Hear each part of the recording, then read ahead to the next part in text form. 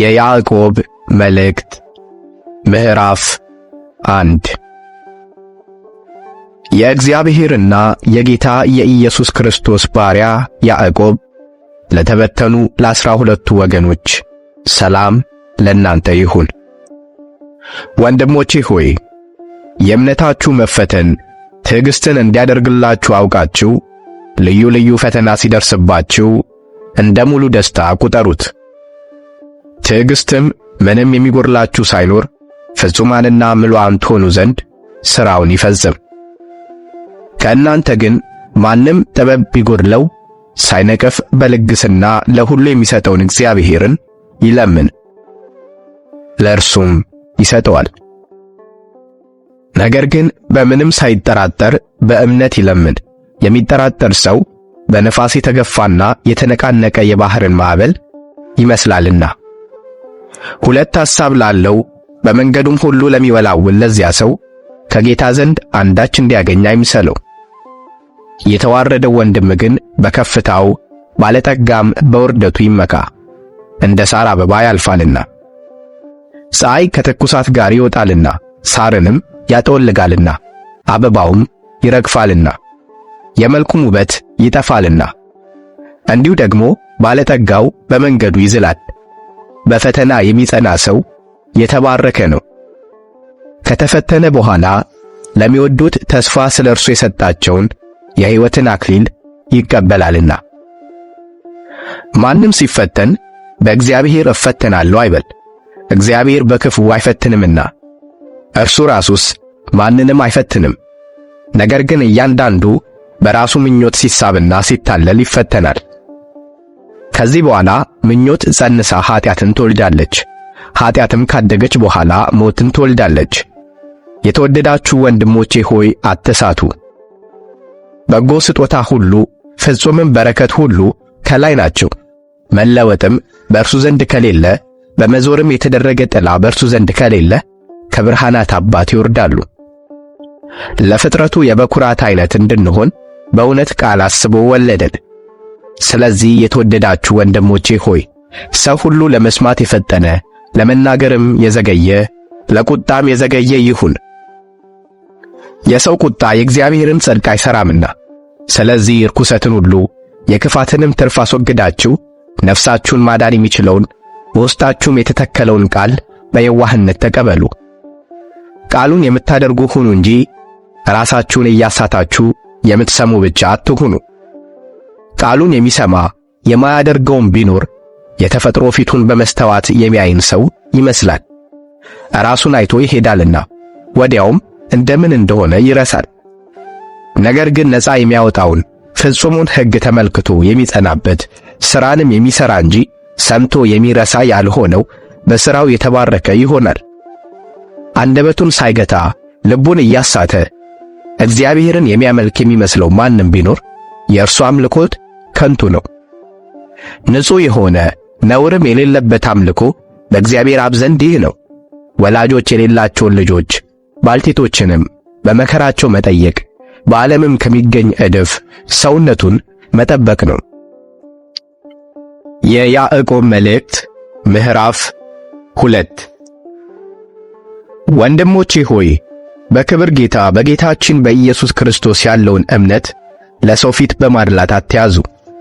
የወርቅ ቀለበት ያደረገና የጌጥ ልብስ የለበሰ ሰው ወደ ጉባኤያችሁ ቢገባ፣ ዕድፍ ልብስም የለበሰ ድሃ ሰው ደግሞ ቢገባ፣ የጌጥ ልብስም የለበሰውን ተመልክታችሁ አንተስ በዚህ በመልካም ስፍራ ተቀመጥ ብትሉት፣ ድሃውንም አንተስ ወደዚያ ቁም ወይም ከእግሬ መረገጫ በታች ተቀመጥ ብትሉት፣ ራሳችሁን መለያየታችሁ አይደለምን? ክፉ ሐሳብ ያላቸውም ዳኞች መሆናችሁ አይደለምን? የተወደዳችሁ ወንድሞቼ ሆይ ስሙ። እግዚአብሔር በእምነት ባለጠጎች እንዲሆኑ ለሚወዱትም ተስፋ ስለ እርሱ የሰጣቸውን መንግሥት እንዲወርሱ የዚህን ዓለም ድሆች አልመረጠምን? እናንተ ግን ድሆችን አዋረዳችሁ። ባለጠጎቹ የሚያስጨንቋችሁ አይደሉምን? ወደ ፍርድ ቤትም የሚጎትቷችሁ እነርሱ አይደሉምን? የተጠራችሁበትም መልካሙን ስም የሚሰድቡ እነርሱ አይደሉምን? ነገር ግን መጽሐፍ ባልንጀራህን እንደ ራስህ ውደድ እንደሚል የንጉሥን ሕግ ብትፈጽሙ መልካም ታደርጋላችሁ። ለሰው ፊት ግን ብታደሉ ኃጢአትን ትሠራላችሁ፣ ሕግም እንደ ተላላፊዎች ይወቅሳችኋል። ሕግን ሁሉ የሚጠብቅ ነገር ግን በአንዱ የሚሰናከል ማንም ቢኖር በሁሉ በደለኛ ይሆናል። አታመንዝር ያለው ደግሞ አትግደል ብሏልና። ባታመነዝርም ነገር ግን ብትገድል ሕግን ተላላፊ ሆነሃል። በነጻነት ሕግ ፍርድን ይቀበሉ ዘንድ እንዳላቸው ሰዎች እንዲህ ተናገሩ፣ እንዲህም አድርጉ። ምሕረትን ለማያደርግ ምሕረት የሌለበት ፍርድ ይሆናልና ምሕረትም በፍርድ ላይ ይመካል። ወንድሞቼ ሆይ እምነት አለኝ የሚል ሥራ ግን የሌለው ሰው ቢኖር ምን ይጠቅመዋል? እምነቱስ ሊያድነው ይችላልን? ወንድም ወይም እህት ራቁታቸውን ቢሆኑ የዕለት ምግብንም ቢያጡ ከእናንተ አንዱም በደህና ሂዱ፣ እሳት ሙቁ፣ ጥገቡም ቢላቸው ለሰውነት ግን የሚያስፈልጉትን ባትሰጧቸው ምን ይጠቅማቸዋል? እንደዚሁም ሥራ የሌለው እምነት ቢኖር በራሱ የሞተ ነው። ነገር ግን አንድ ሰው አንተ እምነት አለህ፣ እኔም ሥራ አለኝ፣ እምነትን ከሥራ ለይተህ አሳየኝ፣ እኔም እምነቴን በሥራዬ አሳያለሁ ይላል። እግዚአብሔር አንድ እንደሆነ አንተ ታምናለህ፣ መልካም ታደርጋለህ። አጋንንት ደግሞ ያምናሉ ይንቀጠቀጡማል። አንተ ከንቱ ሰው እምነት ከሥራ ተለይቶ የሞተ መሆኑን ልታውቅ ትወዳለህን? አባታችን አብርሃም ልጁን ይስሐቅን በመሠዊያው ባቀረበ ጊዜ በሥራ የጸደቀ አልነበረምን? እምነት ከሥራው ጋር አብሮ ያደርግ እንደነበረ በሥራም እምነት እንደተፈጸመ ትመለከታለህን? መጽሐፍም አብርሃምም እግዚአብሔርን አመነ ጽድቅም ሆኖ ተቆጠረለት ያለው ተፈጸመ፣ የእግዚአብሔርም ወዳጅ ተባለ። ሰው በእምነት ብቻ ሳይሆን በሥራ እንዲጸድቅ ታያላችሁ። እንደዚሁም ጋለሞታይቱ ረዓብ ደግሞ መልእክተኞቹን ተቀብላ በሌላ መንገድ በሰደደቻቸው ጊዜ በሥራ አልጸደቀችምን? ከነፍስ የተለየ ሥጋ የሞተ እንደሆነ እንዲሁ ደግሞ ከሥራ የተለየ እምነት የሞተ ነው። የያዕቆብ መልእክት ምዕራፍ 3 ወንድሞቼ ሆይ ከእናንተ ብዙዎቹ አስተማሪዎች አይሁኑ፣ የባሰውን ፍርድ እንድንቀበል ታውቃላችሁና። ሁላችን በብዙ ነገር እንሰናከላለንና በቃል የማይሰናከል ማንም ቢኖር እርሱ ሥጋውን ሁሉ ደግሞ ሊገታ የሚችል ፍጹም ሰው ነው። እነሆ ፈረሶች ይታዘዙልን ዘንድ ልጓም በአፋቸው ውስጥ እናገባለን፣ ሥጋቸውንም ሁሉ እንመራለን። እነሆ መርከቦች ደግሞ ይህን ያህል ታላቅ ቢሆኑ በአውሎ ነፋስም ቢነዱ የመሪ ፈቃድ ወደሚወደው ስፍራ እጅግ ታናሽ በሆነ መቅዘፊያ ይመራሉ። እንዲሁም አንደበትም ደግሞ ትንሽ ብልት ሆኖ በታላላቅ ነገር ይመካል። እነሆ ትንሽ እሳት እንዴት ያለ ትልቅ ጫካ ያቃጥላል። አንደበትም እሳት ነው። አንደበት በብልቶቻችን መካከል ሐመፀኛ ዓለም ሆኗል። ሥጋን ሁሉ ያሳድፋልና የፍጥረትንም ሩጫ ያቃጥላል፣ በገሃነምም ይቃጠላል። የአራዊትና የወፎች የተንቀሳቃሾችና በባሕር ያለ የፍጥረት ወገን ሁሉ በሰው ይገራል፣ ደግሞ ተገርቷል። ነገር ግን አንደበትን ሊገራ ማንም ሰው አይችልም። የሚገድል መርዝ የሞላበት ወላዋይ ክፋት ነው። በእርሱ ጌታንና አብን እንባርካለን፣ በእርሱም እንደ እግዚአብሔር ምሳሌ የተፈጠሩትን ሰዎች እንረግማለን። ከአንድ አፍ በረከትና መርገም ይወጣሉ። ወንድሞቼ ሆይ ይህ እንዲህ ሊሆን አይገባም። ምንጭስ ከአንድ አፍ የሚጣፍጥንና የሚመርን ውሃ ያመነጫልን? ወንድሞቼ ሆይ በለስ ወይራን ወይስ ወይን በለስ ልታፈራ ትችላለችን? ከጨው ውሃም ጣፋጭ ውሃ አይወጣም። ከእናንተ ጥበበኛና አስተዋይ ማን ነው? በመልካም አነዋወሩ ሥራውን በጥበብ የዋህነት ያሳይ። ነገር ግን መራራ ቅንዓትና አድመኛነት በልባችሁ ቢኖርባችሁ አትመኩ፣ በእውነትም ላይ አትዋሹ። ይህ ጥበብ ከላይ የሚወርድ አይደለም፣ ነገር ግን የምድር ነው፣ የሥጋም ነው፣ ያጋንንትም ነው። ቅንዓትና አድመኛነት ባሉበት ስፍራ በዚያ ሁከትና ክፉ ሥራ ሁሉ አሉና። ላይኛይቱ ጥበብ ግን በመጀመሪያ ንጽሕት ናት፣ በኋላም ታራቂ፣ ገር፣ እሺ ባይ፣ ምሕረትና በጎ ፍሬ የሞላባት፣ ጥርጥርና ግብዝነት የሌለባት ናት። የጽድቅም ፍሬ ሰላምን ለሚያደርጉት ሰዎች በሰላም ይዘራል። የያዕቆብ መልእክት ምዕራፍ 4 በእናንተ ዘንድ ጦርና ጠብ ከወዴት ይመጣሉ? በብልቶቻችሁ ውስጥ ከሚዋጉ ከነዚህስ ከምቾቶቻችሁ አይደሉምን? ትመኛላችሁ፣ ለእናንተም አይሆንም። ትገድላላችሁ፣ በብርቱም ትፈልጋላችሁ፣ ልታገኙም አትችሉም።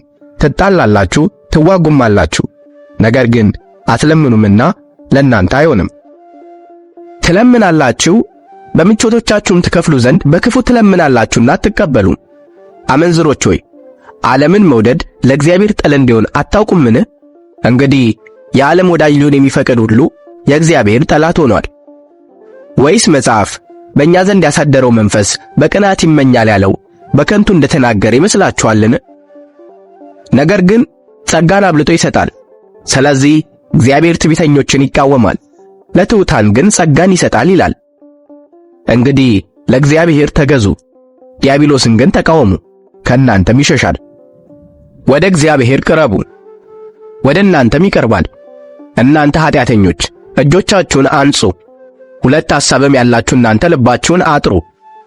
ተጨነቁና እዘኑ፣ አልቅሱም። ሳቃችሁ ወደ ሐዘን፣ ደስታችሁም ወደ ትካዜ ይለወጥ። በጌታ ፊት ራሳችሁን አዋርዱ፣ ከፍ ከፍም ያደርጋችኋል። ወንድሞች ሆይ እርስ በርሳችሁ አትተማሙ። ወንድሙን የሚያማ በወንድሙም የሚፈርድ ሕግን ያማል፣ በሕግም ይፈርዳል። በሕግም ብትፈርድ ፈራጅ ነህ እንጂ ሕግን አድራጊ አይደለህም። ሕግን የሚሰጥና የሚፈርድ አንድ ነው፣ እርሱም ሊያድን ሊያጠፋም የሚችል ነው። በሌላው ግን የምትፈርድ አንተ ማን ነህ?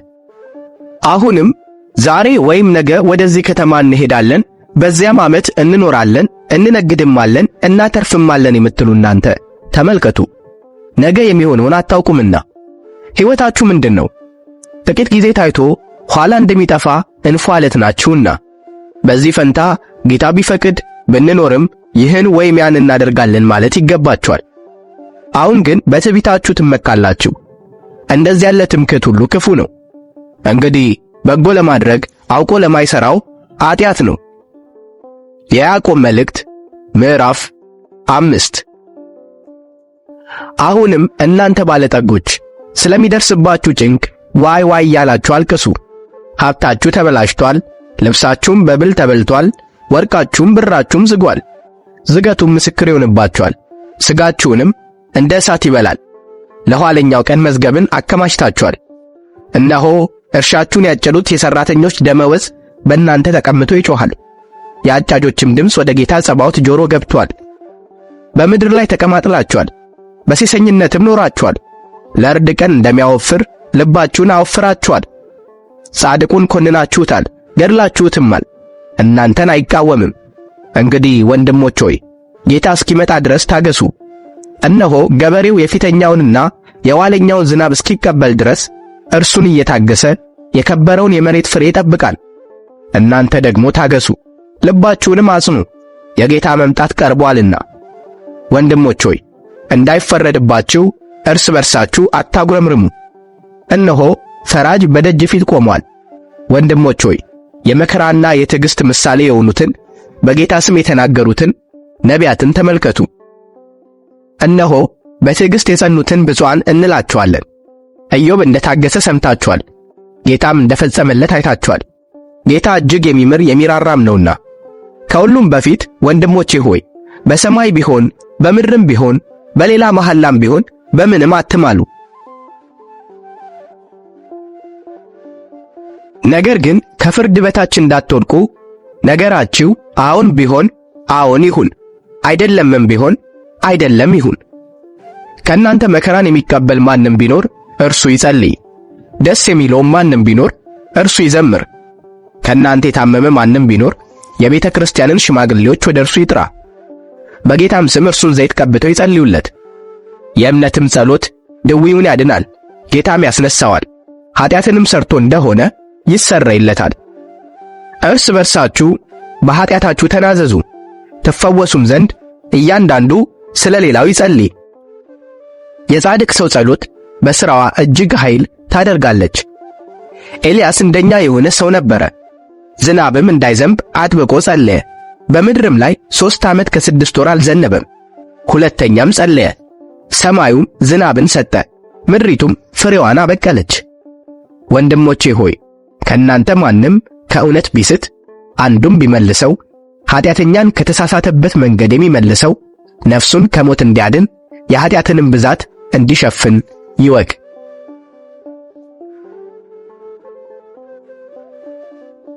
ከጅማሬ እስከ ፍጻሜ ያልተለየን የአባቶቻችን አምላክ እግዚአብሔር ስሙ ይክበር ይመስገን። እንዲሁም በነገር ሁሉ የረዳችን እናታችን ቅድስት ድንግል ማርያም ከልጇ ከወዳጇ በመቀጠል ስሟ ይክበር ይመስገን። ለዩቲዩብ ቻናላችን አዲስ የሆናችሁ ቤተሰቦች በየጊዜው የተለያዩ የመጽሐፍ ቅዱስ ክፍሎችን በድምጽ ወደ እናንተ ስለምናደርስ ሰብስክራይብ በማድረግ ቤተሰብ እንድትሆኑን በእግዚአብሔር ስም አደራ ለማለት እንወዳለን። ይህም መልእክት ለሁሉም ይዳረስ ዘንድ ላይክ፣ ሼር እንዲሁም በኮሜንት መስጫው ላይ አስተያየታችሁን ማስፈራችሁን አትርሱ። ወስብሐት ለእግዚአብሔር ወለወላዲቱ ድንግል ወለመስቀሉ ክቡር። ይቆየን። አሜን።